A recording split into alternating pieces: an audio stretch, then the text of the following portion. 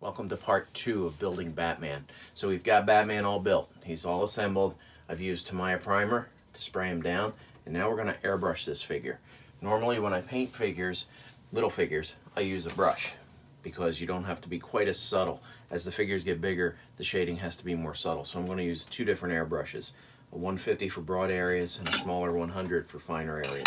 And you'll see later why I do that. Something to take note of before we start: you should have safety equipment at hand when you airbrush because you're going to have paint fumes flowing around.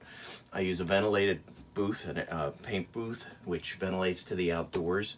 I always wear a respirator so that I don't breathe anything in. And I use rubber gloves to keep any solvents off my hands, and a lot of paper towels. The paint we're going to use is an acrylic. It's Vallejo paint.